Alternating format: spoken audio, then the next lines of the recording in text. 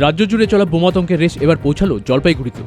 বৃহস্পতিবার জলপাইগুড়ির প্রধান ডাকঘরে একটি হুমকি মেল আসায় ব্যাপক চাঞ্চল্য ছড়িয়ে পড়ে। মেলে পাসপোর্ট অফিস সহ পুরো ভবনটি দ্রুত খালি করে দেওয়ার নির্দেশ দেওয়া হয়। খবর পেয়ে কোতোয়ালি থানার পদস্থ পুলিশ আধিকারিকেরা তড়িঘড়ি ঘটনাস্থলে পৌঁছান। নিরাপত্তার খাতিরে কর্মী ও গ্রাহকদের বের করে দিয়ে মেটাল ডিটেক্টর ও পুলিশ কুকুরদের পুরো ডাকঘর চত্বরে তন্ন করে তল্লাশি চালানো হয়। দীর্ঘক্ষণ তল্লাশির পর সন্দেহজনক কিছু না মেলায় পুলিশ ও ডাকঘর কর্তৃপক্ষ স্বস্তির নিঃশ্বাস ফেলে। বর্তমানে তল্লাশি অভিযান শেষে পরিস্থিতি স্বাভাবিক রয়েছে এবং পুনরায় কাজ শুরু হয়েছে। ওরা কুকুর নিয়ে এসেছিল, ওরা বোম স্কোয়াডের যা জিনিসপত্র সেগুলো নিয়ে এসেছিল। বোম সংক্রান্ত কোনো ব্যাপার আছে নাকি?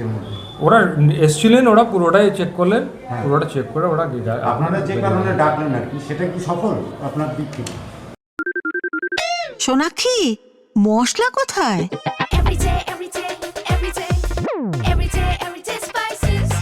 এভরিডে মশলা, দেশের স্বাদ। আমরা চেকিংটা করে গেছেন ওনারা, ব্যাস। এই কি বোম স্কোয়াড বলে এদেরকে?